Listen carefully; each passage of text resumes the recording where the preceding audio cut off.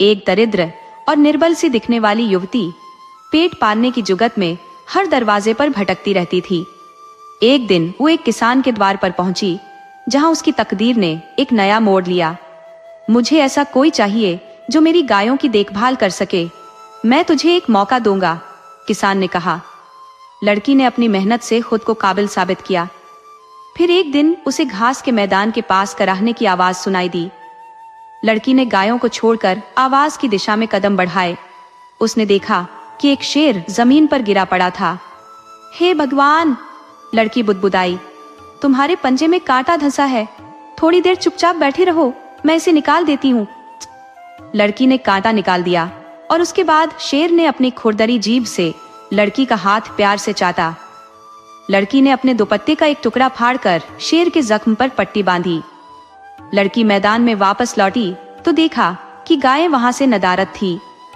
घंटों तलाशने के बाद भी उसका कोई सुराग नहीं मिला। वो उदास मन से किसान के पास लौटी और पूरी घटना बताई। तू कैसे गायों का पूरा झुंड खो सकती है? किसान ने गुस्से में कहा। मैं तुझे नौकरी से हटा दूंगा। कृपया मुझे कोई और काम दे दीजिए, लड़की ने गिड़गिड़ाई। ठीक है, मैं तुझे 1 साल के लिए गधों की देखभाल का काम दूंगा। उसके बाद देखूंगा कि तुझ पर भरोसा किया जा सकता है या नहीं। अब हर रोज लड़की गधों को चराने ले जाने लगी।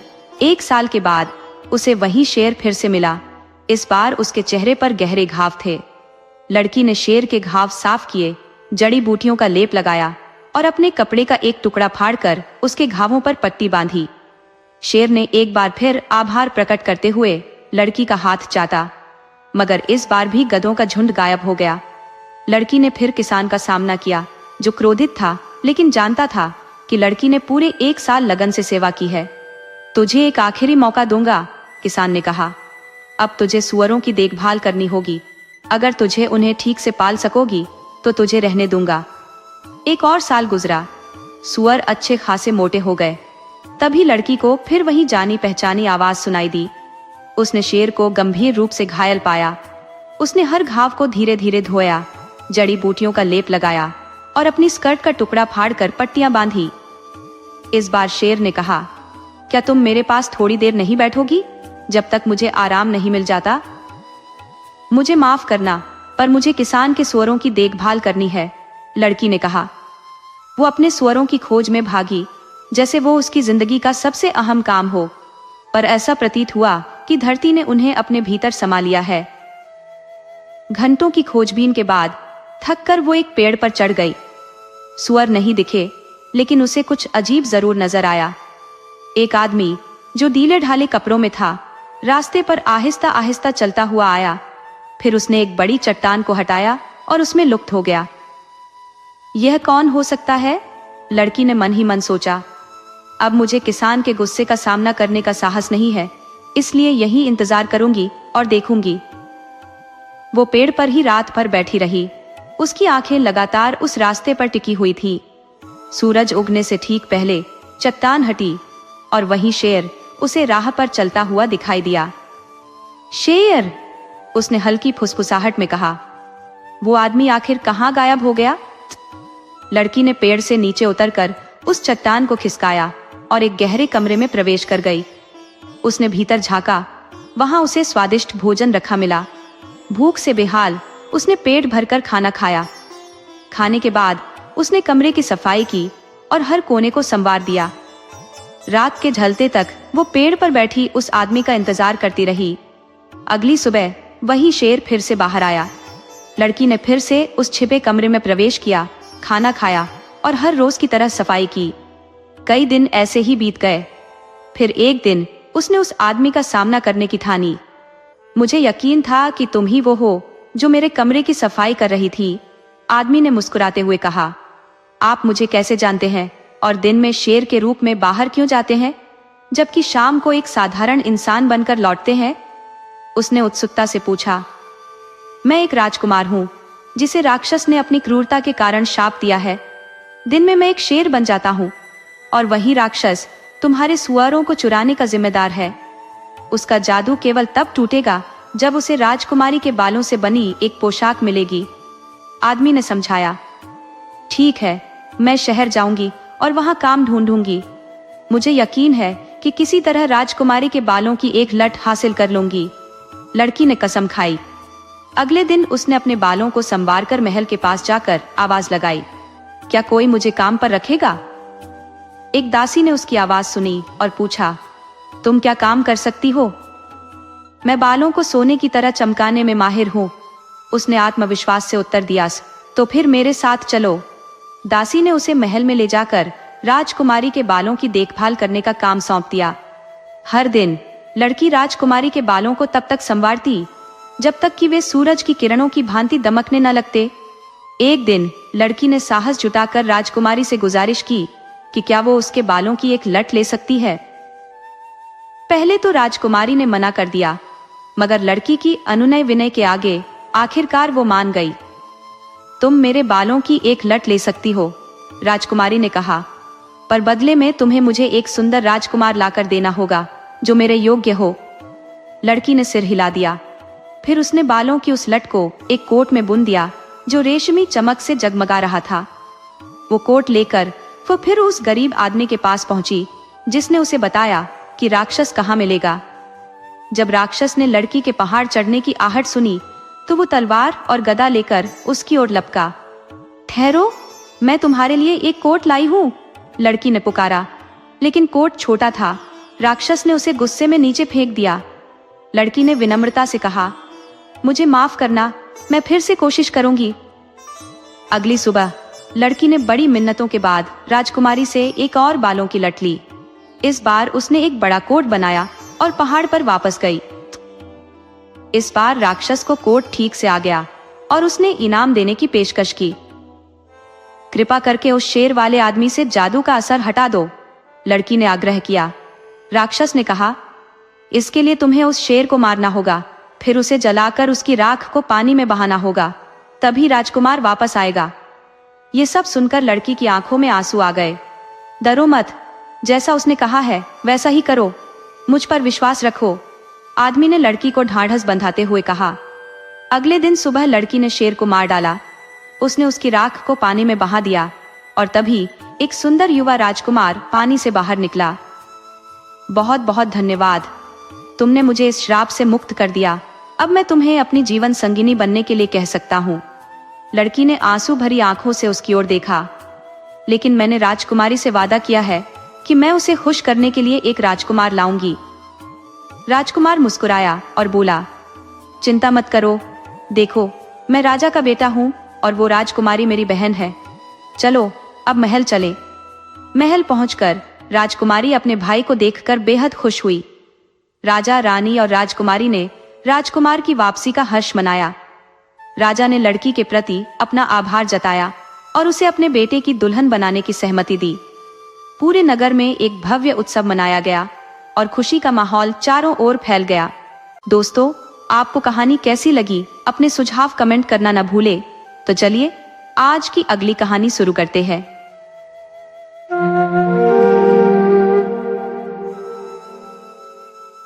रूस की लोक कथाओं में बाबा यागा की यह कहानी सिंड्रेला की गाथा की तरह लगती है।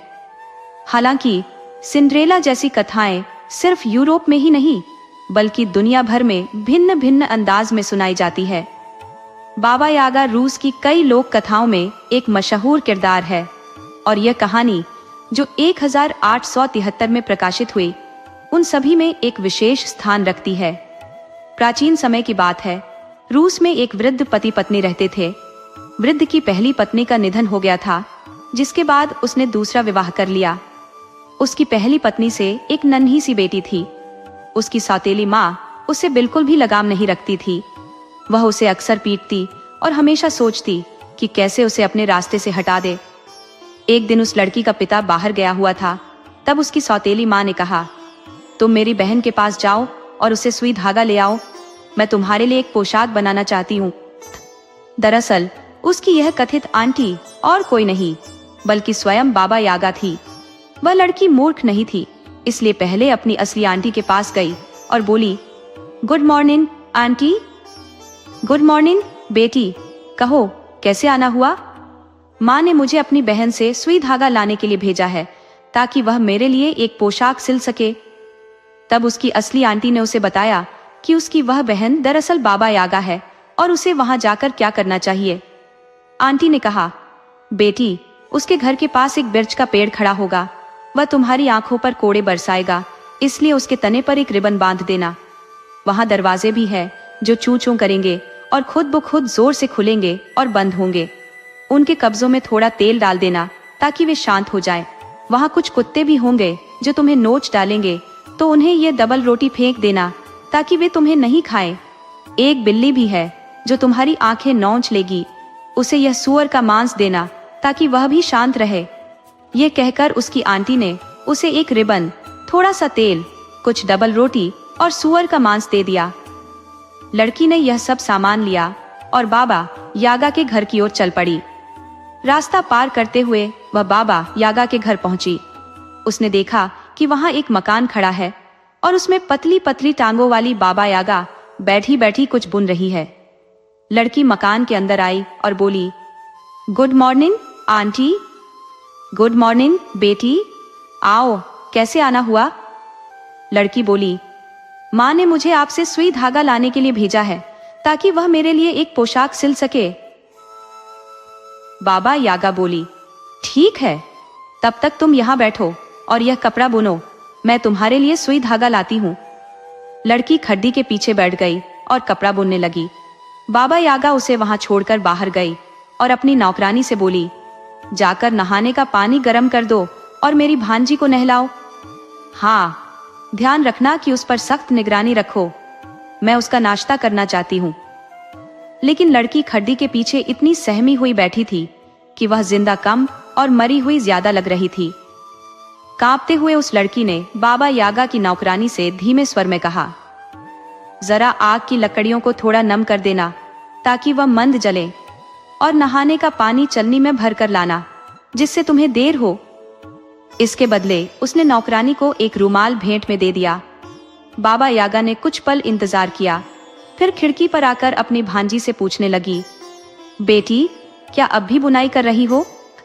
अब भी काम में जुटी हो? लड़की ने उत्तर दिया, हाँ आंटी, मैं अभी भी बुनाई कर रही हूँ। बाबा यागा उसकी बात सुनकर लौट गई। तब लड़की ने बिल्ली को सूअर का मांस दिया और धीरे से पूछा, क्या यहाँ से निकलने का कोई उपाय है? बिल्ली बोली, हाँ बिल्कुल है, ये लो एक कंघी और एक तौलिया, इन्हें लेकर भाग जाओ। बाबा यागा तुम्हारे पीछे आएगी, मगर तुम कान लगाकर जमीन की आवाजें सुनना। जैसे ही लगे कि वह करीब आ गई है, पहले तौलिया पीछे फेंक देना। गिरते ही वहां एक चौड़ी नदी बन जाएगी। यदि किसी तरह वह नदी पार कर ले और तुम्हारे पास पहुंचने लगे तो कान लगाकर उसकी आहट सुनना। अगर वह और भी करीब आ जाए तो कंघी फेंक देना। उसके गिरते ही एक घना जंगल उग आएगा और वह जंगल उसके लिए अभेद्य हो जाएगा। तब तक तुम वहां से निकल लेना। लड़की ने कंघी और तौलिया लिया, बिल्ली को धन्यवाद दिया और तुरंत वहां से भाग निकली। बाबा यागा के शिकारी कुत्ते उसके पीछे आए, पर उसने डबल रोटी उनके सामने फेंक दी और वे उसे छोड़कर वापस लौट गए। जब वह दरवाजे के पास पहुंची तो दरवाजा कर्कश आवाज में खुला और बंद होने लगा। उसने फुर्ती से उसके कब्जों में तेल डाल दिया, जिससे दरवाजा बिना शोर किए खुल गया और वह चुपचाप बाहर निकल आई। रास्ते में बिर्च का पेड़ उसकी आंखें निकाल सकता था, पर उसने जल्दी से उसके चारों ओर रिबन बांध दिया। पेड़ ने भी उसे जाने दिया। लड़की के वहां से निकलते ही बिल्ली बाबा यागा की खड्डी पर बैठ गई और बुनाई की जगह सारी सलाई उलट पलट कर दी। कुछ समय बाद बाबा यागा फिर खिड़की पर आई और पुकारा, बेटी, क्या अब भी बुनाई कर रही हो? बिल्ली ने थोड़ी सी आवाज बदल कर कहा, हाँ आंटी, मैं अभी भी बुनाई में लगी हूँ। बाबा यागा को यह आवाज कुछ अजीब सी लगी। वह मकान के भीतर दौड़ी और देखा कि लड़की गायब थी और उसकी बिल्ली खड्डी पर बैठी है। अपनी बिल्ली को देखकर वह गुस्से से उबल पड़ी और उसे बुरा भला कहने लगी कि उसने लड़की को क्यों जाने दिया और उसकी आंखें क्यों नहीं निकाली। बिल्ली ने कहा, मैंने तुम्हारी बहुत सेवा की, लेकिन बदले में तुमने मुझे सिर्फ हड्डी दी, जबकि उसने मुझे सूअर का मांस दिया। अब भला मैं उसकी आंखें क्यों निकालती? ये सुनकर बाबा यागा गुस्से में भरी और अपने कुत्तों, दरवाजे, बिर्च के पेड़ और नौकरानी तक को जाकर बुरा भला कहने लगी कि उन्होंने अपना अपना काम क्यों नहीं किया। कुत्तों ने जवाब दिया, हमने तुम्हारी कितनी सेवा की, लेकिन तुमने हमें सिर्फ जली रोटी ही दी। जबकि उसने हमें नरम डबल रोटी दी थी जिसे हम फाड़ नहीं सकते थे। दरवाजे ने कहा, हमने तुम्हारी इतनी सेवा की, लेकिन तुमने हमारे कब्जों में तेल तक नहीं डाला, जबकि उसने हमारे कब्जों में तेल डाला था। अब हम शोर कैसे करते? बिर्च का पेड़ बोला, मैंने तुम्हारी बहुत सेवा की, पर तुमने कभी मेरे चारों ओर धागा तक नहीं बांधा, जबकि उसने मेरे चारों ओर एक सुंदर रिबन बांधा था। मैं उसकी आंखें कैसे निकाल सकता था? नौकरानी ने कहा, मैंने आपकी खूब सेवा की, लेकिन तुमने मुझे सिर्फ फटे कपड़े दिए। उसने मुझे सुंदर रुमाल दिया, मैं क्या करती? यह सुनकर पतली टांगों वाली बाबा यागा ने अपनी ओखली संभाली, मूसल हाथ में लिया और लड़की को पकड़ने के लिए झाड़ू से रास्ता साफ करते हुए उड़ चली। लड़की ने जमीन पर कान लगाकर सुना। जैसे ही उसने बाबा यागा के पास आने की आहट सुनी, उसने तुरंत बिल्ली द्वारा दिया गया तौलिया पीछे फेंक दिया। तौलिया गिरते ही एक विशाल नदी बन गई। बाबा यागा जब वहां पहुंची तो नदी देखकर उसने अपने दांत किटकिटाए और बैल लाने के लिए घर लौट गई। बैल लेकर वह नदी पर पहुंची। बैलों ने सारा पानी पीकर नदी सुखा दी और फिर बाबा यागा ने फिर से लड़की का पीछा शुरू किया। लड़की ने दोबारा कान लगाकर सुना और फिर बाबा यागा के करीब आने की आहट सुनी। उसने अब की बार कंघी पीछे फेंक दी। कंघी के गिरते ही वहां एक बेहद घना जंगल उग आया। जंगल की सघनता ने बाबा यागा को रोक दिया। लाख कोशिशों के बाद भी वह उस जंगल को पार नहीं कर सकी और उसे निराश होकर घर लौटना पड़ा। इस बीच लड़की का पिता घर लौट आया था। उसने अपनी पत्नी से पूछा, मेरी बिटिया कहाँ है? पत्नी ने उत्तर दिया, वह अपने मौसी के घर गई है। इतने में लड़की भी हाफती हुई घर पहुंच गई। उसके पिता ने पूछा, तू कहाँ थी?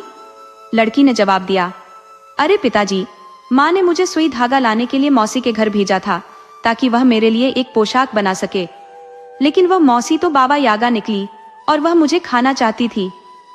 तो फिर तू उससे कैसे बची? मैंने यूं बचने का जतन किया, कहकर लड़की ने अपने पिता को पूरी घटना विस्तार से बताई। जैसे ही पिता ने बेटी से बाबा यागा से बच निकलने की पूरी कहानी सुनी, उसे क्रोध आया और उसने अपनी पत्नी को गोली मार दी। इसके बाद वह और उसकी बेटी सुख शांति से जीवन बिताने लगे और उनके दिन फिर से खुशियों से भर गए। यह कहानी का एक दूसरा रूप है। बहुत पुरानी बात है। एक बूढ़ा आदमी अपनी बेटी नताशा के साथ एक छोटी सी झोपड़ी में रहता था। उसकी पहली पत्नी का निधन हो चुका था, लेकिन पिता पुत्री के बीच खुशी का माहौल बना रहता था।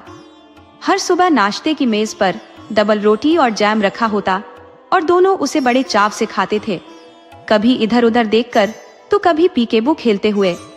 सब कुछ अच्छा चल रहा था कि एक दिन बूढ़े आदमी के मन में दूसरी शादी का विचार आया। उसने दूसरी शादी कर ली और नताशा को सौतेली माँ मिल गई। उसी दिन से उनके जीवन में बदलाव आ गया। अब नाश्ते की मेज पर डबल रोटी और जैम नदारद थे। उनके पीकेबू के खेल भी समाप्त हो गए थे।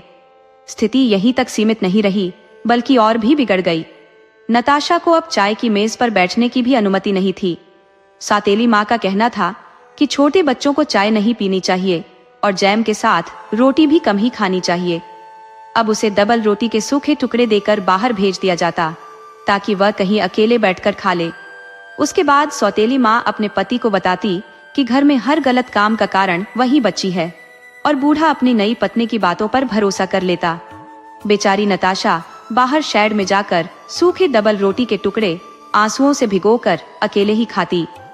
कुछ समय बाद वह सौतेली माँ की चीखें सुनती, जो उसे चाय के बर्तन धोने, घर साफ करने, फर्श चमकाने और सबके गंदे जूते साफ करने के लिए बुलाती।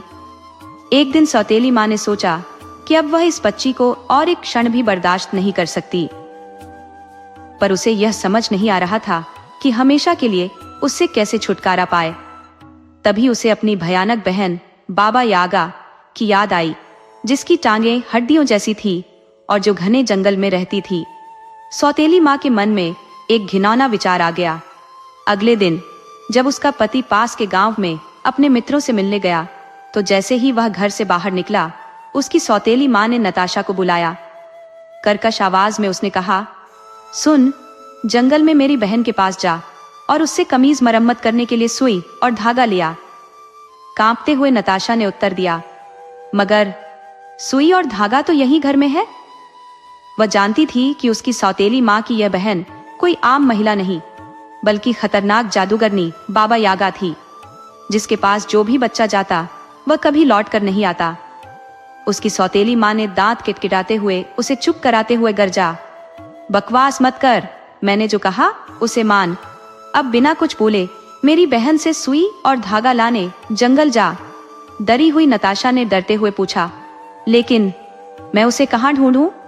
नताशा को याद आया कि उसने सुना था बाबा यागा अपनी भयानक ओखली में अपने शिकार को बैठाकर अपने विशाल मूसल से पीछा करती थी और अपने लोहे के तीखे दांतों से उन्हें निगल जाती थी। सौतेली माँ ने उसकी नाक पकड़ते हुए तीखे लहजे में कहा, ये नाक तेरी है ना? क्या इसे महसूस कर सकती है? नताशा ने सहमी हुई आवाज में कहा, हाँ। तो बस इसी नाक के साथ जंगल की उस सड़क पर चल दे। आगे जाकर एक गिरा पेड़ मिलेगा, वहीं से बाईं ओर मुड़ना और सीधे चलते रहना। वहां तुझे तेरा काम करने के लिए मेरी बहन का घर मिल जाएगा। अब जा, आलसी लड़की। उसने नताशा के हाथ में एक रुमाल थमाया, जिसमें कुछ बासी रोटी के टुकड़े, थोड़ा सा पनीर और मांस का एक टुकड़ा बंधा था। नताशा ने वह रुमाल थामा और जाने लगी। पीछे मुड़कर देखा तो उसकी सौतेली माँ दरवाजे पर खड़ी थी, ठंडी निगाहों से उसे ताकती हुई, जिसके कारण नताशा के पास केवल आगे बढ़ने का ही विकल्प था। जंगल के रास्ते पर चलते हुए गिरा पेड़ पाकर वह बाईं ओर मुड़ गई। उसकी नाक पर अब भी हल्का दर्द था, जो सौतेली माँ की पकड़ की याद दिला रहा था, और उसे समझ आ गया कि अब वापसी नहीं है। कुछ देर बाद वह पहुंच गई उस झोपड़ी के पास, जो हड्डियों पर खड़ी हुई थी, चारों ओर ऊंची सी बाड़ से घिरी हुई। उसने उस बाड़ के दरवाजे को खोलने की कोशिश की, परंतु वह इतनी जोर से चरमरा रहा था जैसे उसकी हर एक कड़ी में दर्द हो। इधर उधर देखने पर उसे एक जंग लगे तेल का डिब्बा दिखाई दिया। कितनी बड़ी किस्मत है मेरी, उसने सोचा, इसमें थोड़ा सा तेल बचा है। उसने तेल की कुछ बूंदें उस दरवाजे के कब्जों में डाली, जिससे दरवाजा आसानी से खुल गया। झोपड़ी अंदर थी, और बाबा यागा की यह झोपड़ी सामान्य नहीं थी। यह एक विशाल मुर्गे की टांगों पर खड़ी थी और कंपाउंड में इधर उधर घूम रही थी। जैसे ही नताशा पास पहुंची, झोपड़ी का मोह उसकी ओर घूम गया। ऐसा प्रतीत हो रहा था जैसे खिड़कियां उसकी आंखें हो और दरवाजा उसका मुंह।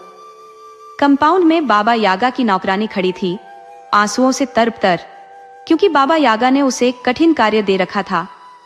वह अपने आंसू अपनी बनियान से पहुंच रही थी।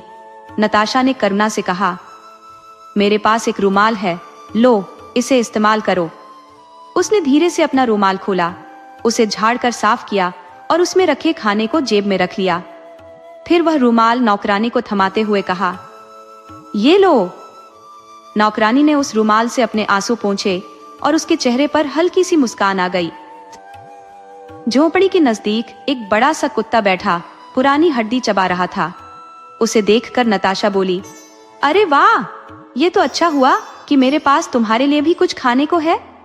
उसने अपनी जेब से डबल रोटी और थोड़ा मांस निकाला और उसे कुत्ते की ओर बढ़ाते हुए बोली, ये भले ही ताजा ना हो, लेकिन कुछ तो है। कुत्ते ने झट से खाना लपक लिया, उसे चटकर अपने होंठ चाटने लगा। कुत्ते को खिलाने के बाद नताशा झोपड़ी के दरवाजे की ओर बढ़ी। डर से कांपते हुए उसने दरवाजा खटखटाया। तभी अंदर से बाबा यागा की कर्कश आवाज आई, अंदर आ जाओ। नताशा ने हिम्मत जुटाकर धीरे से दरवाजे को खोला और झोपड़ी में दाखिल हुई। वहां उसने देखा कि हड्डियों की टांगों वाली जादूगरनी बाबा यागा एक खड्डी पर बैठकर कपड़ा बुन रही थी। एक कोने में दुबली पतली काली बिल्ली चुपचाप बैठी एक चूहे के बिल को घूर रही थी। नताशा ने डर छुपाते हुए कहा, नमस्ते आंटी। बाबा यागा ने उसे दांत निपोड़ते हुए जवाब दिया, अरे मेरी प्यारी भांजी, नमस्ते। माँ ने मुझे आपसे कमीज की मरम्मत के लिए सुई धागा लाने को भेजा है, नताशा ने कहा। बाबा यागा अपनी बुरी मुस्कान के साथ बोली, अभी अभी? खैर चल, इस खड्डी पर बैठ और मेरा कपड़ा बुन, मैं सुई धागा लेने जाती हूँ। नताशा बुनाई में लग गई और बाबा यागा बाहर निकल गई। दरवाजे के पास जाकर उसने नौकरानी से धीरे से कहा, जरा मेरी प्यारी भांजी के लिए नहाने का पानी गर्म कर और उसे अच्छे से नहला धुला दे। आज रात का खाना वही है। थोड़ी देर में नौकरानी जग लेकर पानी लाने के लिए अंदर आई। तब नताशा ने उससे धीरे से निवेदन किया, कृपा कर जल्दी आग मत जलाना और पानी भी छलनी से लेकर जाना ताकि धीरे धीरे टपके। नौकरानी कुछ न बोली, पर उसने सच में पानी गर्म करने में काफी समय लगाया। कुछ देर बाद बाबा यागा खिड़की पर आई और अपनी मीठी सी आवाज में पूछा, ओ मेरी प्यारी भांजी, तू कपड़ा बुन रही है ना? नताशा ने जवाब दिया, हाँ आंटी, मैं बुन रही हूँ। ये सुनकर बाबा यागा संतुष्ट होकर चली गई। जैसे ही वह वहां से हटी, नताशा ने उस पतली काली बिल्ली की ओर देखा जो अभी भी चूहे के बिल की तरफ देख रही थी। नताशा ने धीरे से पूछा, तुम यहाँ क्या कर रही हो? बिल्ली ने बिना नजर हटाए जवाब दिया, मैं यहाँ एक चूहे की ताक में हूँ, 3 दिन से पेट में कुछ नहीं गया। नताशा ने मुस्कुराते हुए कहा, अरे वाह, कितनी सौभाग्य की बात है कि मेरे पास अभी थोड़ी सी चीज बची हुई है। ये कहकर उसने वह चीज उस काली बिल्ली को थमा दी। बिल्ली ने चीज खाते हुए पूछा, छोटी लड़की, क्या तुम यहाँ से निकलना चाहती हो? हाँ प्यारी बिल्ली, बिल्कुल, लेकिन मैं भागूंगी कैसे? मुझे तो ऐसा लगता है कि बाबा यागा मुझे अपने लोहे के दांतों से चबा ही डालेगी, नताशा ने डरते हुए कहा। बिल्ली ने गंभीरता से कहा, वह तो यही चाहती है, लेकिन मैं तुम्हें बचाने का तरीका जानती हूँ। इतने में ही बाबा यागा खिड़की पर आ गई और चिल्लाई, अरे मेरी प्यारी भांजी, क्या तुम अभी भी मेरा कपड़ा बुन रही हो? नताशा ने खड्डी से थोड़ा हटकर जवाब दिया, हाँ हाँ आंटी, मैं बुन रही हूँ। उसकी खड्डी लगातार क्लिकटी क्लैक की आवाज करती रही। ये सुनकर बाबा यागा वहां से चली गई। जैसे ही वह गई, बिल्ली ने नताशा से फुसफुसाते हुए कहा, देखो, वहां स्टूल पर एक कंघी और नहाने के लिए तौलिया रखा है। जैसे ही बाबा यागा नहाने वाले कमरे में जाए, तुम उन्हें लेकर तुरंत यहाँ से भाग जाओ। तुम्हारे निकलने के बाद बाबा यागा तुम्हारा पीछा करेगी। जब वह तुम्हारे करीब पहुंचने लगे तो यह तौलिया पीछे फेंक देना। इससे एक चौड़ी नदी बन जाएगी जिससे वह तुम्हें जल्दी नहीं पकड़ पाएगी, और जब वह नदी पार कर ले तो ये कंघी फेंकना, जिससे एक घना जंगल उग आएगा जो उसे रोक देगा। इस तरह तुम अपने घर पहुंच सकोगी। नताशा चिंतित होकर बोली, पर अगर मैं भाग गई तो खड्डी रुक जाएगी और बाबा यागा को पता चल जाएगा कि मैं भाग गई हूँ। काली बिल्ली ने सांत्वना दी, उसकी चिंता मत करो, मैं यहाँ तुम्हारी जगह खड्डी संभाल लूंगी, बस तुम भाग जाओ। नताशा ने पहले सुनिश्चित किया कि बाबा यागा नहाने वाले घर में है। इसके बाद उसने कंघी और तौलिया उठाए और फुर्ती से बाहर की ओर भागी। बाहर निकलते समय एक कुत्ते ने उसे दौड़ते देखा और उसे पकड़ने की कोशिश की, परंतु जैसे ही उसे याद आया कि यह वही लड़की है जिसने उसे रोटी और मांस खिलाया था, उसने कहा, भगवान तुम्हारी यात्रा सफल करे, और सिर नीचे कर वहीं बैठ गया। नताशा ने उसे प्यार से सहलाया और वहां से आगे बढ़ी।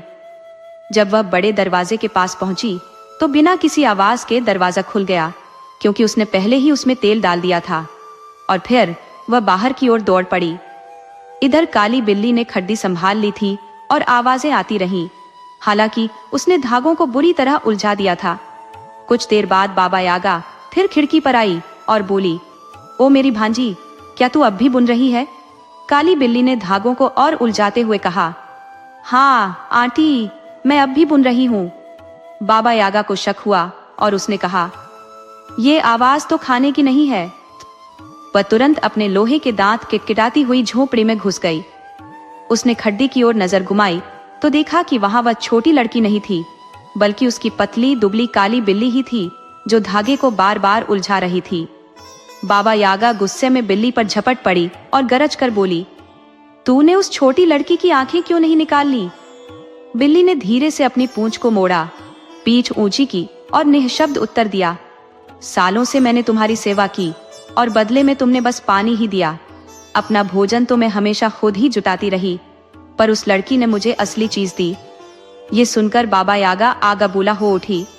उसने बिल्ली को झंझोड़कर जोर से हिलाया, फिर वह अपनी नौकरानी के पास पहुंची और उसका गला पकड़कर चीखी, तुझे नहाने का पानी गर्म करने में इतनी देर क्यों लगी? डरी सहमी नौकरानी ने कांपते हुए कहा, सालों की सेवा में तुमने मुझे एक चिथड़ा भी नहीं दिया, पर उस लड़की ने मुझे देखो कितना सुंदर रुमाल दिया। गुस्से में बड़बड़ाती हुई बाबा यागा कंपाउंड की ओर भागी। उसने देखा कि दरवाजा खुला पड़ा था। वह दरवाजे पर चीखते हुए बोली, जब उसने तुझे खोला तब तूने शोर क्यों नहीं मचाया? दरवाजा ठंडे स्वर में बोला, सालों से मैंने तुम्हारी सेवा की, पर तुमने कभी मेरे कब्जों में एक बूंद तेल नहीं डाला। अब उस लड़की ने मेरे कब्जों को तेल से चिकना कर दिया। देखो, अब मैं बिना आवाज के खुल और बंद हो सकता हूँ। बाबा यागा ने क्रोध में दरवाजे पर जोर से हाथ मारा और फिर घूमकर कुत्ते की ओर देखा। उसने कुत्ते से पूछा, और तू? जब वह बाहर निकली तो तूने उसे फाड़ क्यों नहीं खाया? कुत्ते ने शांत स्वर में उत्तर दिया, मैंने सालों तक तुम्हारी सेवा की और बदले में मुझे बस सूखी हड्डियां मिली, पर उस लड़की ने मुझे असली डबल रोटी और मांस दिया। ये सब सुनकर बाबा यागा उन सब पर बुरी तरह चिल्लाई और मारने लगी। जब वह थक गई तो अपनी बड़ी ओखली में जा बैठी और मूसल से पीटते हुए हवा में उड़ गई। वह जल्द ही नताशा के नजदीक पहुंच गई। उसने समझ लिया कि नताशा जंगल में भाग रही थी। बाबा यागा चिल्लाई, तू मुझसे बचकर नहीं जा सकती, और उसने अपनी ओखली को और तेजी से भगाया। नताशा जितनी तेजी से भाग सकती थी भागी। उसके जीवन में उसने इतनी तेज कभी नहीं दौड़ी थी। जैसे ही उसे बाबा यागा की ओखली की आवाज सुनाई दी, उसके मन में डर समा गया। पर तभी उसे उस काली बिल्ली के शब्द याद आए। उसने अपना तौलिया पीछे फेंक दिया। तौलिया तुरंत फैलता गया और एक चौड़ी नदी में बदल गया। अब बाबा यागा और नताशा के बीच एक विशाल नदी थी। नताशा ने एक बार मुड़कर देखा और फिर तेजी से आगे बढ़ गई। बाबा यागा नदी के किनारे आकर गुस्से में चीखी। उसने अपना मूसल जमीन पर पटक दिया, क्योंकि उसे मालूम था कि वह इस जादुई नदी को पार नहीं कर सकती। गुस्से में तमतमाई बाबा यागा अपने ठिकाने पर लौट गई। वहां पहुंचकर उसने अपनी सारी गायों को इकट्ठा किया और उन्हें नदी के किनारे ले जाकर कहा कि वे उस नदी का सारा जल पिए। गायों ने पलक झपकते ही उस नदी का सारा पानी पी लिया। इस बीच नताशा दूर निकल चुकी थी। उसे लगा कि अब वह बाबा यागा के शिकंजे से बच गई है, मगर उसका दिल धक धक करने लगा जब उसने आसमान में बाबा यागा को अपनी तरफ बढ़ते देखा। उसके रोंगटे खड़े हो गए और लगा जैसे अंत निकट है। तभी उसे बिल्ली द्वारा दी गई कंघी की याद आई और उसने जल्दी से कंघी को पीछे फेंक दिया। कंघी गिरते ही उसके सारे दांत एक गहरे घने जंगल में तब्दील हो गए। ये जंगल इतना सघन था कि यहाँ तक कि बाबा यागा जैसी ताकतवर जादूगरनी भी इसे पार नहीं कर सकती थी। वह मायूस होकर लोहे के दांत कटकटाती अपने अड्डे की ओर लौट गई। दूसरी ओर नताशा थकी हारी अपने घर पहुंची, पर अंदर जाने से पहले उसने बाहर के शेड में रुकना उचित समझा। जब उसने देखा कि उसके पिता वापस आ गए हैं, तो वह उनके पास दौड़ पड़ी। उसके पिता ने हैरानी से पूछा, तू कहाँ थी और तेरा चेहरा इतना तमतमाया क्यों है? सौतेली माँ की नजर जैसे ही नताशा पर पड़ी, वह सहम गई और उसकी आंखों में चमक दौड़ गई। वह दांत पीसते पीसते अपने दांत भी घिस बैठी, मगर अब नताशा के मन में कोई भय नहीं था। वह पिता के पास पहुंचकर उनके घुटनों पर चढ़ गई और उन्हें सारी कहानी कह सुनाई। जब उसके पिता को पता चला कि उनकी पत्नी ने उनकी बेटी को बाबा यागा के पास मौत के मुंह में भेजा था, तो उन्होंने उस स्त्री को फौरन घर से निकाल दिया और फिर कभी वापस लौटने नहीं दिया। इसके बाद पिता ने खुद अपनी बेटी की देखभाल करने का जिम्मा लिया और फिर कभी किसी अजनबी को उनके बीच नहीं आने दिया। अब मेज पर फिर से डबल रोटी और जैम सजने लगे और पिता बेटी के बीच हंसी मजाक और खुशियां लौट आईं। वे दोनों फिर से आनंदित जीवन जीने लगे। ये बाबा यागा की सिंड्रेला लोक कथा पहले से चली आ रही अन्य 2 कहानियों पर आधारित है। एक बार मिस्र के 4 प्राणियों में इस बात पर बहस हो गई कि असली सिंड्रेला किसने देखी। चूंकि वे चारों प्राणी 4 अलग अलग देशों से थे, तो सवाल यह था कि चारों कैसे दावा कर सकते हैं कि उन्होंने असली सिंड्रेला देखी है। इसके जवाब में उन चारों ने अपनी अपनी कथा सुनाई कि कैसे उन्होंने सिंड्रेला को देखा और क्यों वही असली सिंड्रेला थी। ये 4 प्राणी थे: मिस्र का होरस देवता जो बाज का रूप धरता था, जर्मनी का कबूतर, फ्रांस के चूहे और बाबा यागा के घर में रहने वाली यह बिल्ली। होरस, कबूतर और चूहों ने अपनी अपनी कहानियां सुनाई और अब बारी थी बिल्ली की। चूंकि यह बिल्ली बाबा यागा के घर की निवासी थी, इसका कहना था कि वही असली सिंड्रेला को जानती है। यही वह कहानी है जो उसने उन सभी को सुनाई। बिल्ली ने कहा, तुम सबकी कहानियां अच्छी हैं, लेकिन अब मैं तुम सबको एक ऐसी कथा सुनाती हूँ जिससे तुम महसूस करोगे कि यही असली सिंड्रेला की दास्तान है। ये बहुत पहले की बात है, जब मैं रूस में एक क्रूर आदमखोर बुढ़िया बाबा यागा के साथ रहा करती थी। उसे तुम एक जादूगरनी या कुटिल चुड़ैल भी कह सकते हो। वह हमेशा बुरे और ओछे लोगों के बीच ही रही, और इसी कारण मैं भी केवल ऐसे भयावह इंसानों को ही देख पाई जिनकी सोच बेहद अंधकारमय थी। मगर वह दिन मुझे आज भी याद है, जब एक सच्ची सिंडरेला हमारे यहाँ आई थी। वह सबसे करुणामयी लड़की थी जिसे मैंने अपनी पूरी उम्र में देखा। उसके चेहरे पर हमेशा शांति बनी रहती, चाहे कितनी भी विपत्ति क्यों ना आ जाए। एक दिन वह हमारे घर पर आ पहुंची और उसने आवाज दी, आंटी।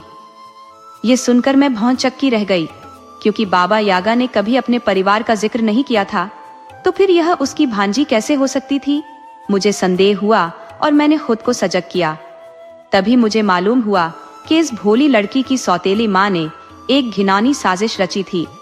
उसने बाबा यागा से यह तय कर लिया था कि वह इस लड़की को यहाँ भेजेगी ताकि बाबा यागा उसे खा सके। हालांकि मैं खुद ऐसे पापों से दूर ही रहती थी, क्योंकि मैं उन बुरे कर्मों की कीमत चुकाने से बचना चाहती थी।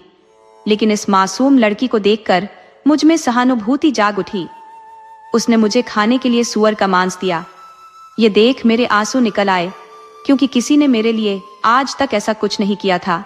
ये किसी ने मेरे लिए किए गए सबसे अच्छे कामों में से था। यही वह पल था जब मैंने निर्णय किया कि मुझे इस लड़की को बाबा यागा के चंगुल से बचाना ही होगा। मेरे पास दो बेहद कीमती वस्तुएं थी।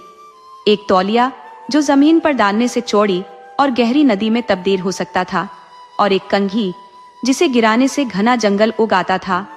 वह यह भी जानती थी कि भौंकते कुत्तों से कैसे बचा जाए, बर्च के पेड़ के प्रहार से कैसे बचा जाए, और ची ची करती दरवाजे की किवाड़ों से कैसे निपटा जाए।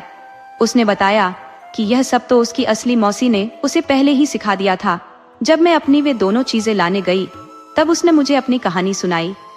उसकी माँ बहुत पहले ही गुजर चुकी थी और उसके पिता ने एक अन्य स्त्री से विवाह कर लिया था।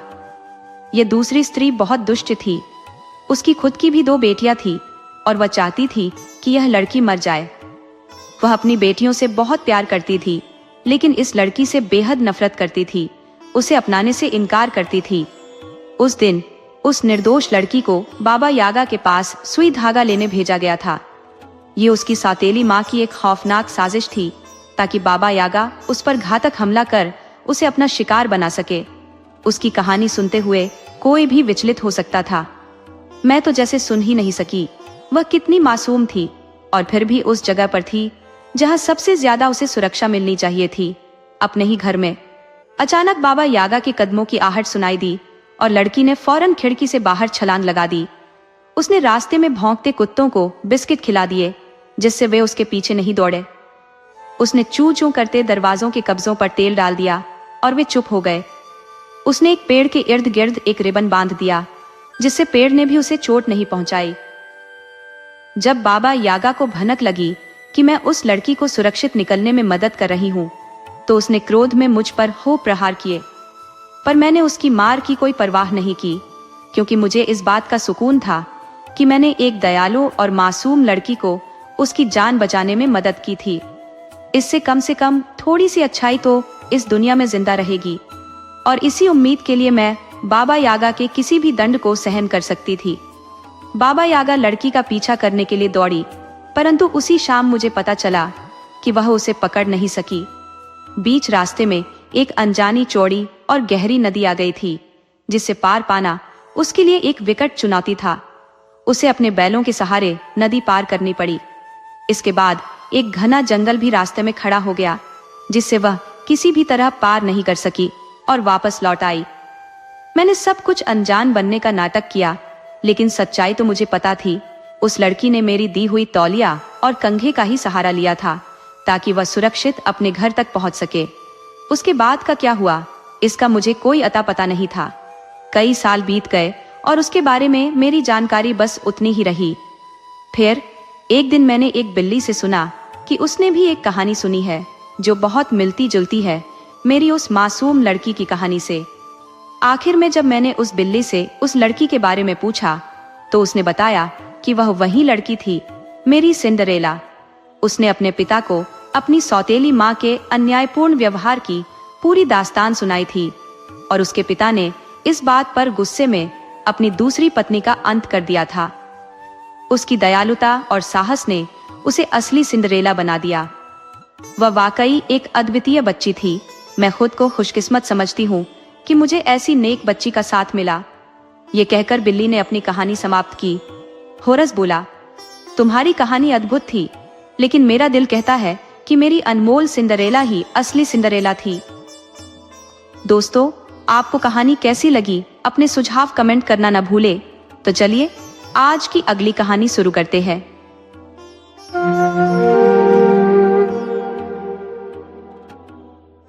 बहुत समय पहले की बात है।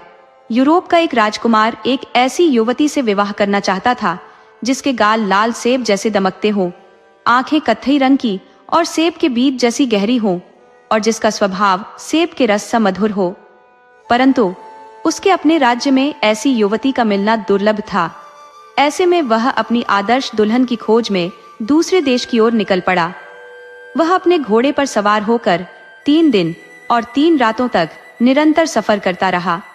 चौथे दिन वह एक ऐसी जगह पहुंचा जहां झाड़ियां कतार में खड़ी थी।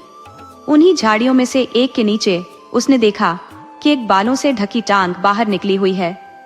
इस दृश्य ने उसे जिज्ञासु बना दिया और तभी उसने एक आवाज सुनी, अरे मेरी बदकिस्मती, मैं यहाँ बुरी तरह अटक गया हूँ।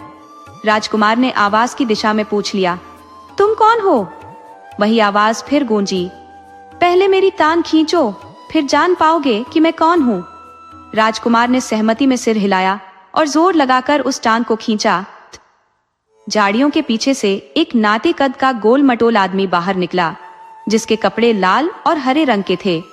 उसने राजकुमार का आभार व्यक्त किया। राजकुमार ने कहा, मुझे तुम्हारी मदद करके अच्छा लगा, पर बताओ कि तुम इन झाड़ियों में अटके कैसे? उस व्यक्ति ने गहरी सांस ली और कहा, एक राक्षस ने मेरी बेटी का अपहरण कर लिया है। जैसे ही वह उसे पकड़कर यहाँ लाया, मैं यहीं छुप गया। राजकुमार ने आश्चर्य से पूछा, तो क्या वह उसे उठाकर कहीं ले गया? हाँ, व्यक्ति ने दुखी स्वर में कहा, उसने उसे अपनी उंगली और अंगूठे के बीच फंसाया और उड़ गया। मैं तो जैसे सुन्न पड़ गया था, कुछ भी कहने या रोकने का साहस नहीं कर पाया। यह तो बड़ा अनर्थ हुआ। वह उसे किस ओर ले गया? राजकुमार ने चिंतित होकर पूछा। व्यक्ति ने राजकुमार को बताया, वह उसे भूखे कुत्ते, थकी हुई जादूगरनी और खाई के पार बने दरवाजे के उस पार ले गया है। राजकुमार ने उसकी बात दोहराई, भूखे कुत्ते, थकी हुई जादूगरनी और खाई के पार बने दरवाजे के उस पार। मैं तुरंत वहां जाता हूँ और तुम्हारी बेटी को लेकर आता हूँ। वैसे वह देखने में कैसी है? उस व्यक्ति ने कहा, उसके गाल सेब जैसे लाल है, आंखें कत्थई रंग की और सेब के बीज जैसी है, और उसका स्वभाव सेब के रस जैसा मीठा है। अगर तुम... बस इतना सुनते ही राजकुमार की आंखों में चमक आ गई। यही तो उसकी तलाश थी। वह बिना देर किए अपने घोड़े पर सवार हुआ और उसी दिशा में चल पड़ा। वह हवा की रफ्तार से दौड़ता चला जा रहा था कि एक कुत्ते का घर आया। जैसे ही कुत्ते ने उसे देखा, वह भौंकता हुआ बाहर निकला। राजकुमार, राजकुमार, तुम कहाँ जा रहे हो? राजकुमार बोला, मैं राक्षस के किले की ओर बढ़ रहा हूँ, जहां वह लड़की कैद है जिसके गाल सेब जैसे सुर्ख है, आंखें सेब के बीज जैसी कत्थई और स्वभाव सेब के रस जैसा मीठा है। कुत्ता बोला, मैं बहुत भूखा हूं, पहले मुझे खाने के लिए कुछ दो, तभी तुम्हें जाने दूंगा। राजकुमार ने कहा, हड्डी तो मेरे पास नहीं है, लेकिन मेरे पास जो खाना है तुम उसे ले सकते हो। ये रोटियां लो और अपनी भूख शांत करो। कहकर राजकुमार ने अपनी सारी रोटियां कुत्ते को दे दी। कुत्ते ने खुशी खुशी रोटियां खाईं और फिर बोला, जाओ राजकुमार, भगवान करे तुम्हें उस लड़की को बचाने में सफलता मिले। मगर याद रखना, अगर तुम्हें वह लड़की न मिले तो वहां एक सेब रखा होगा, उसे जरूर उठा लेना। फिर राजकुमार अपने घोड़े पर सवार हुआ और कुत्ते को पार करते हुए आगे बढ़ गया। वह अपने घोड़े को हवा की रफ्तार से दौड़ाता हुआ जादूगरनी के घर पहुंचा। जादूगरनी ने पूछा, ओ राजकुमार, तुम कहाँ जा रहे हो? राजकुमार ने उत्तर दिया, मैं राक्षस के किले की ओर जा रहा हूँ, जहाँ वह लड़की कैद है जिसके गाल सेब जैसे लाल, आंखें कथई और स्वभाव सेब के रस जैसा मीठा है। जादूगरनी बोली, मुझे ठंड लग रही है, जब तक तुम मुझे एक कंबल नहीं दोगे मैं तुम्हें आगे नहीं जाने दूंगी। राजकुमार ने जवाब दिया, मेरे पास कंबल तो नहीं है, लेकिन मेरा मखमली कोट है, इसे तुम ले लो। कहकर उसने अपना मखमली कोट उतारकर उसे दे दिया। जादूगरनी ने कोट को अपने चारों ओर लपेट लिया और कहा, अब तुम जा सकते हो राजकुमार। ईश्वर करे कि तुम अपनी मंजिल तक पहुंचो। हाँ, एक बात ध्यान रखना, अगर वहां लड़की न मिले तो एक सेब जरूर दिखेगा, उसे उठा लेना। राजकुमार ने जादूगरनी के घर से छलांग लगाई और तेजी से लड़की की खोज में आगे बढ़ गया। कुछ ही दूरी पर वह एक बड़ी खाई के पार बने दरवाजे पर पहुंचा। दरवाजा छीं छीं करता हुआ बोला, राजकुमार, तुम कहाँ का रुख कर रहे हो? राजकुमार ने कहा, मैं राक्षस के किले की ओर जा रहा हूँ, जहाँ वह लड़की कैद है जिसके गाल सेब जैसे लाल, आंखें कत्थई और स्वभाव सेब के रस जैसा मीठा है। दरवाजे ने कहा, पहले मेरे जोड़ों में तेल डालो, तभी मैं तुम्हें आगे जाने दूंगा। जैसे ही राक्षस ने पीछा किया, कुत्ते ने झपट कर उसके पैर को अपने दांतों में जकड़ लिया और वहीं रोके रखा। उधर राजकुमार दौड़ता रहा, निरंतर भागता गया, जब तक वह उस झाड़ियों की कतार तक नहीं पहुंच गया जहां लड़की का पिता छिपा हुआ था। घोड़े की टाप की आवाज सुनते ही वह आदमी फिर से झाड़ियों में दुबक गया था। राजकुमार ने उसकी टांग पकड़कर उसे बाहर खींचा। वास्तव में घोड़े की तेज आवाज से वह भयभीत होकर फिर से छिप गया था। अपनी बेटी को वापस पाकर वह आदमी बेहद खुश हुआ और राजकुमार के आग्रह पर उसने अपनी बेटी का विवाह उसी के साथ कर दिया। राजकुमार को उसकी मनचाही जीवन संगिनी मिल चुकी थी। वह उसे लेकर हर्षोल्लास के साथ अपने महल लौट आया और विवाह के बंधन में बंधकर सुखपूर्वक जीवन बिताने लगा। दोस्तों, आपको कहानी कैसी लगी? अपने सुझाव कमेंट करना न भूले। तो चलिए आज की अगली कहानी शुरू करते हैं।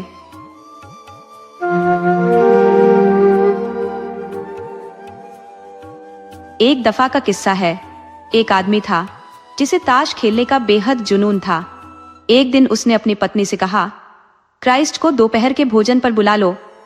उसकी पत्नी ने क्राइस्ट को निमंत्रण भेजा और क्राइस्ट ने हामी भर दी। तो दोपहर होते ही क्राइस्ट अपने शिष्यों के साथ ताश खेलने वाले के घर आ पहुंचे।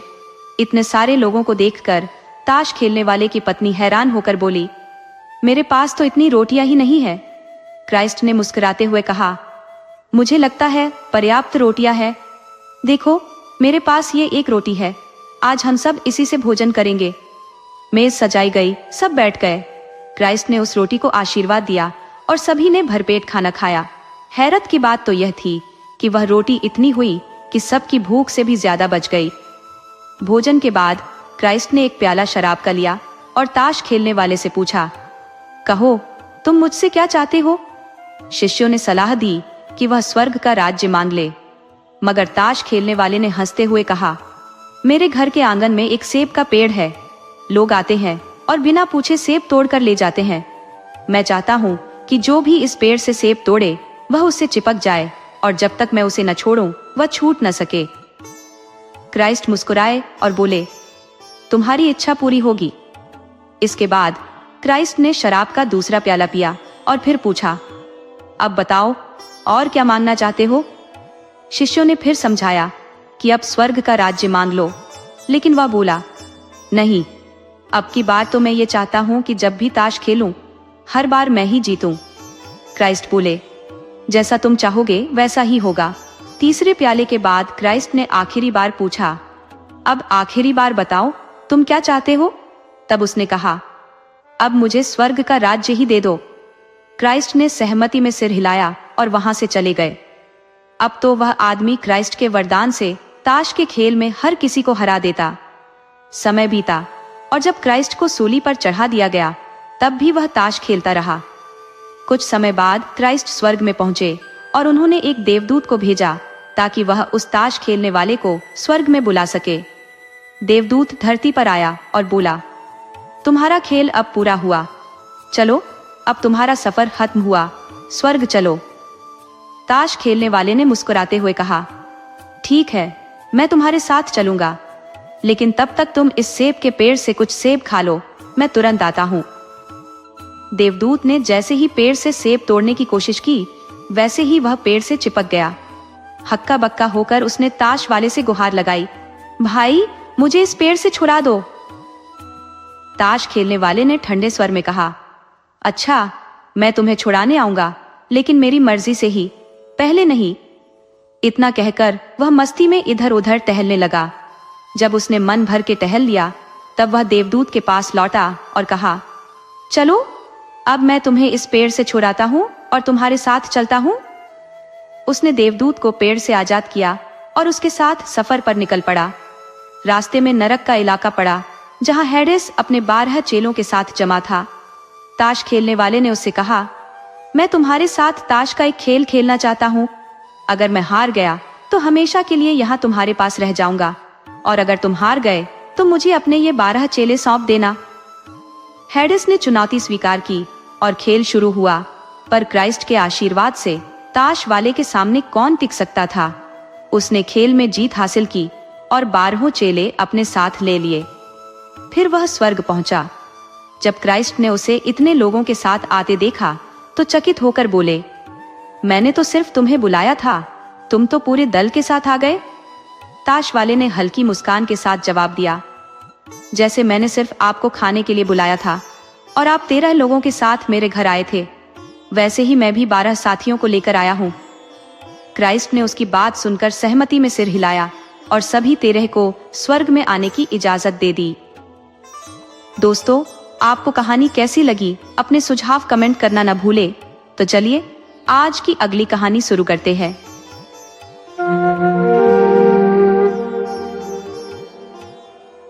एक बार की बात है, एक प्यारा सा खरगोश था जिसका नाम था आलो। उसके इस अनोखे नाम की वजह से हर कोई उसे चिढ़ाया करता, कहते, क्या मजाक है, आलू तो सब्जी होती है। बेचारा आलो यह सुनकर बहुत उदास हो जाता, उसकी आंखों में आंसू आ जाते।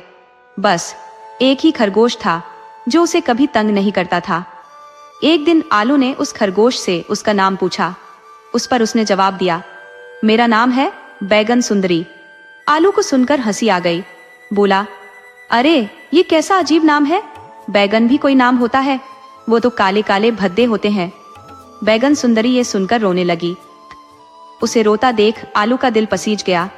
उसने कहा, अरे तुम क्यों रोती हो, देखो हमारे दोनों के नाम ही सब्जियों के हैं, चलो हम दोस्त बन जाते हैं और बाकी सबको चढ़ाने दो, उनका चढ़ाना भी थक हार कर रुक ही जाएगा। आलू और बैगन सुंदरी का बंधन और मजबूत हो गया। आलू ने हंसते हुए कहा, क्यों ना हम शादी कर ले, इससे हम सदा साथ रहेंगे। बस फिर क्या था, दोनों की धूमधाम से शादी हो गई। शहनाई बजी, आतिशबाजी हुई और ढेर सारे मेहमान आए। मंडप फूलों से सजा था, जिसमें दूल्हा दुल्हन ने 7 फेरे लिए। मिठाइयाँ बांटी गई और चढ़ाने वाले खरगोशों ने इतनी मिठाइयाँ खा ली कि वहीं बैठे बैठे सो गए। तब औरों ने उन्हें चढ़ाना शुरू किया और कहा, पहले दूल्हा दुल्हन के पैर छू लो, फिर सोने देंगे। हार कर उन्होंने आलू और बैगन सुंदरी के पैर छू कर माफी मांगी और कहा कि अब कभी नहीं चढ़ाएंगे। शादी के बाद बैगन सुंदरी आलू के घर आ गई। घर मेहमानों से खचाखच भरा हुआ था। रात होने तक सब अपने अपने घर लौट गए और आलू और बैगन सुंदरी ने थकान भरे दिन के बाद चैन की सांस ली। अगले दिन उन्होंने घर को सजाने संवारने में कोई कसर नहीं छोड़ी। आलू बाजार से नई चारपाई, गद्दे, चादर और मसहरी ले आया। अब रात को वे आराम से मसहरी लगी चारपाई पर सोते और सपनों की दुनिया में खो जाते। फूलों की घाटियां, तितलियां, परियां, चिड़िया और चंदा मामा के संग घूमते। एक दिन उन्हें सोते सोते सपना आया कि उनके 3 सुंदर बच्चे हैं जो भूखे हैं और रो रहे हैं। एक की आंखें नीली, दूसरे की गुलाबी और तीसरे की भूरी हैं और तीनों के बाल बर्फ जैसे सफेद। अचानक उनकी नींद खुली और देखा कि उनकी चारपाई पर सचमुच 3 प्यारे बच्चे बैठे हैं। ये देख वे बेहद खुश हो गए। बच्चों को सीने से लगाकर प्यार किया और उनके लिए बढ़िया खाना लेकर आए। सूरज की पहली किरण के साथ ही आलू बाजार से बच्चों के लिए कपड़े लेकर आ गया। तीनों प्यारी बच्चियां थीं और बैगन सुंदरी ने खुद अपने हाथों से उनके लिए फ्रॉक सिले। गुलाबी आंखों वाली के लिए गुलाबी फ्रॉक, नीली आंखों वाले के लिए नीला और भूरी आंखों वाले के लिए भूरा फ्रॉक तैयार किया। हर फ्रॉक में चमकीला गोटा लगाकर उन्हें और भी खास बना दिया। आलू ने बड़े प्यार से नाम भी चुने। गुलाबी आंखों वाले को नाम दिया मीना, नीली आंखों वाली को मीनू और भूरी आंखों वाली को सना। ये तीनों बच्चियां मिलजुल कर खेलती, एक दूसरे के संग हंसी खुशी वक्त बिताती, कभी झगड़ा नहीं करती। उनके मासूम खेल और निश्चल मुस्कान देख बैगन सुंदरी और आलू का दिल खुशी से भर उठता। दोनों के दिन अब इन बच्चियों की चहचहाहट में हंसी खुशी बीतने लगे। दोस्तों, आपको कहानी कैसी लगी? अपने सुझाव कमेंट करना न भूले। तो चलिए आज की अगली कहानी शुरू करते हैं।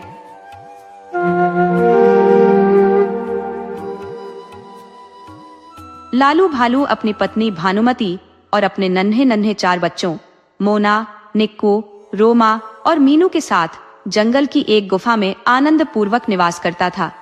एक दिन जंगल में एक मस्तमौला बंदर शहद बेचने आया, जो लालू का परम मित्र था। उसने लालू को एक बड़ी सी शीशी में शहद भेंट किया।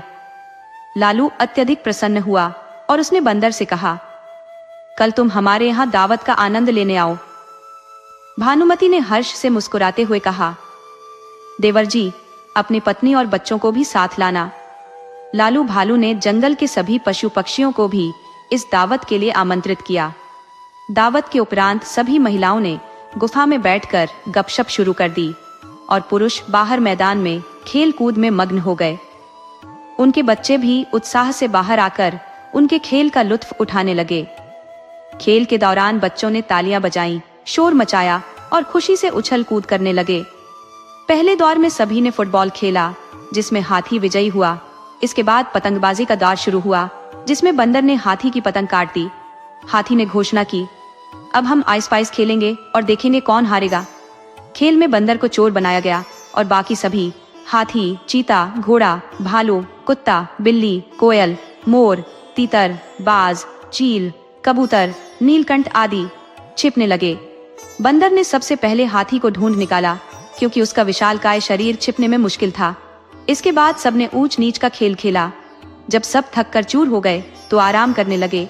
भालू ने कोयल से आग्रह किया, कोयल रानी, आज अपना मधुर गीत सुनाओ।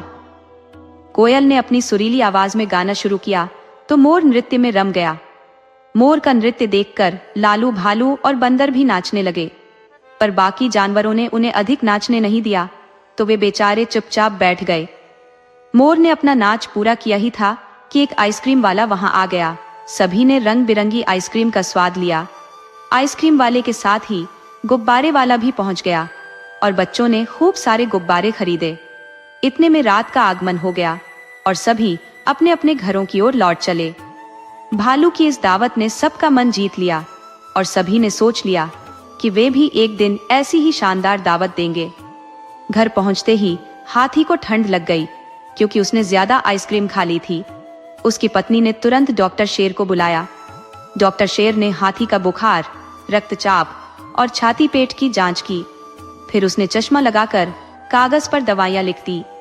डॉक्टर शेर ने भालू की बीवी की ओर गंभीरता से देखते हुए कहा, आपके पति को निमोनिया का खतरा है। मैंने दवाइयों की सूची तैयार की है, इन्हें सही वक्त पर देना न भूले।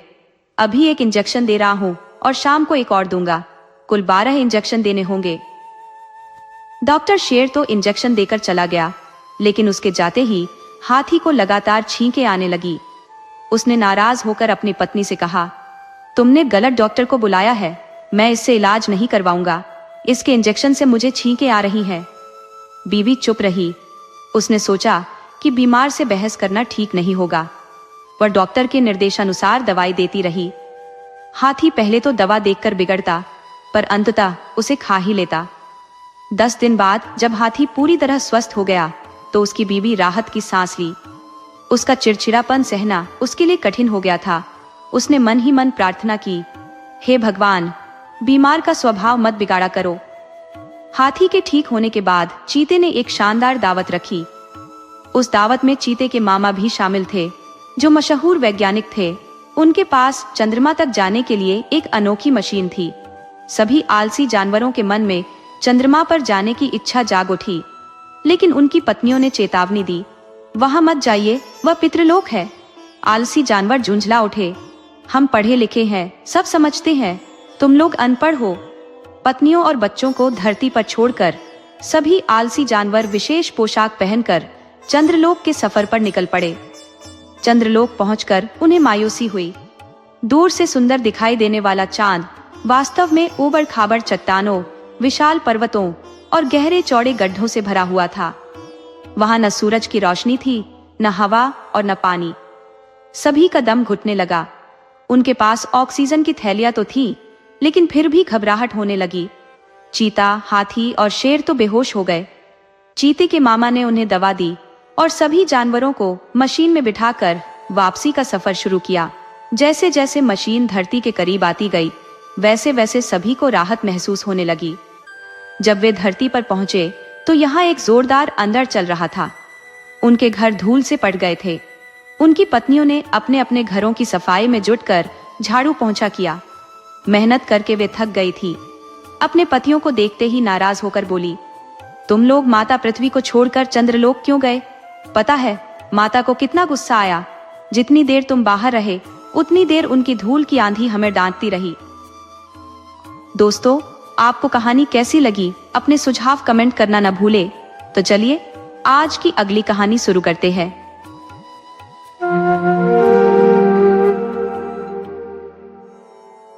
घाटी के पास हरे भरे बगीचे के किनारे एक प्यारा सा हाथी था, जिसका नाम पीलू था।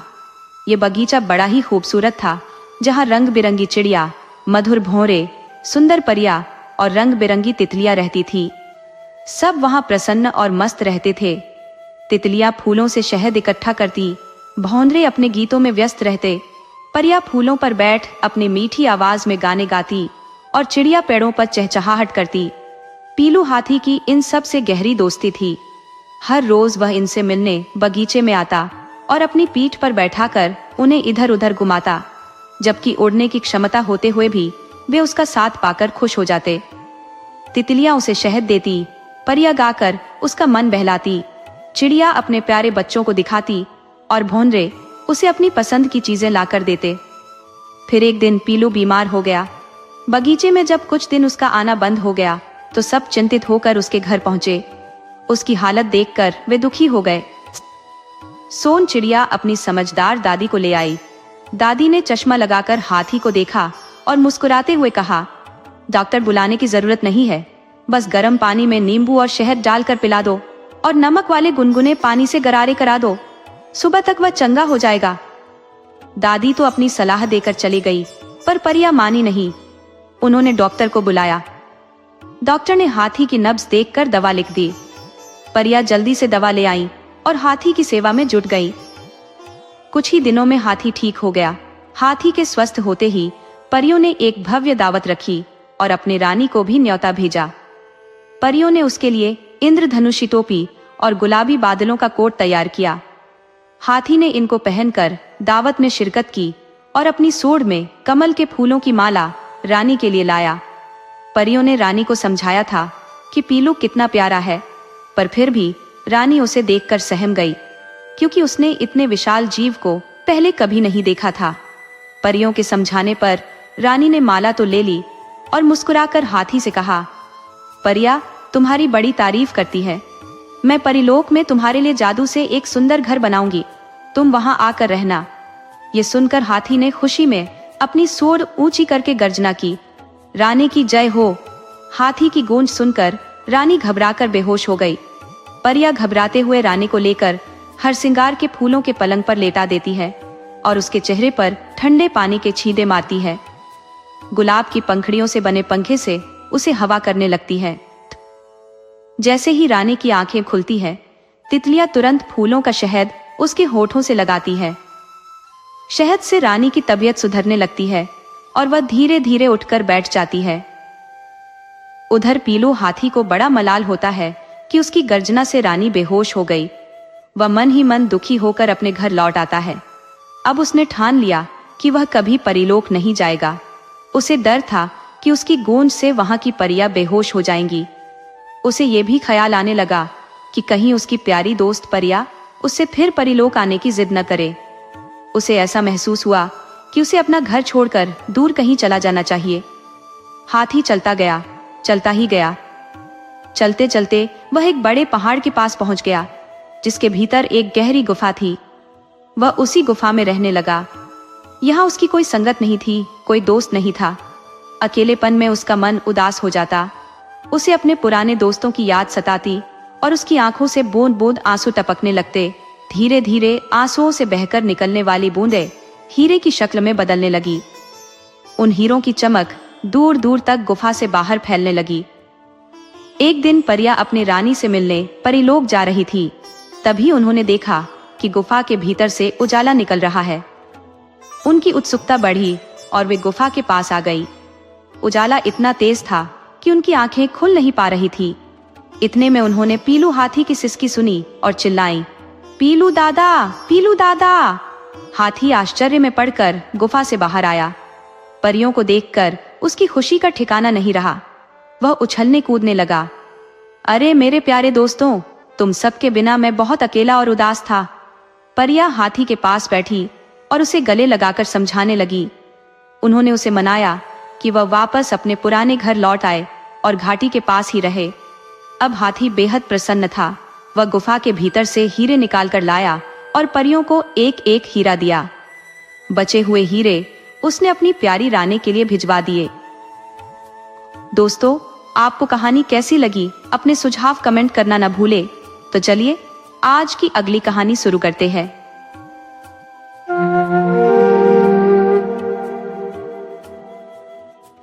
नीलमणि तालाब में एक मनोहारी हंस रहता था।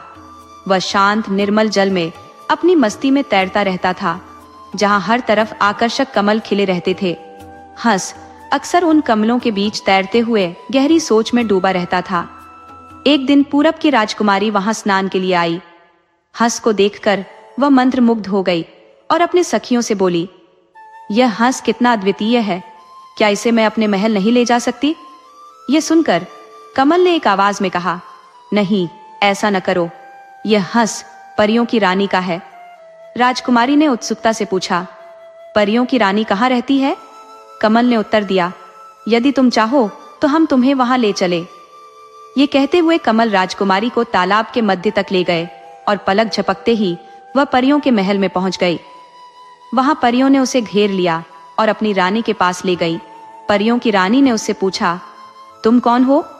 राजकुमारी ने कहा, मैं पूरब की राजकुमारी हूँ। आपके हंस को अपने महल ले जाना चाहती हूँ। तालाब के उन कमलों ने जो आपके द्वार की रक्षा कर रहे थे, मुझे यहाँ तक पहुँचा दिया। परियों की रानी ने गंभीरता से कहा, तुम हंस को ले जा सकती हो, पर एक शर्त है। शर्त क्या है? राजकुमारी ने चौंकते हुए पूछा। रानी बोली, तुम्हें अपनी सखियों को यहाँ छोड़ना होगा। राजकुमारी ने आश्चर्य से कहा, नहीं, ऐसा कैसे हो सकता है? मैं अपनी सखियों के बिना नहीं रह सकती। रानी ने मुस्कुराते हुए कहा, तो हंस भी अपनी साथी हसीनी के बिना कैसे रह पाएगा? वह भी विलीन हो जाएगा। बात राजकुमारी के मन पर यह बात गहरी लगी। उसे यह समझ नहीं थी कि पशु पक्षी भी अपने साथी के बिना अधूरे हैं। हंस के बिछुड़ने की कल्पना से उसे दुख हुआ।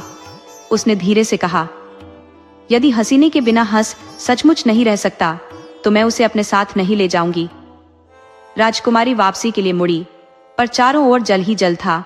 उसे तैरना नहीं आता था और वह असमंजस में थी। ये देख परियों की रानी उसकी चिंता समझ गई।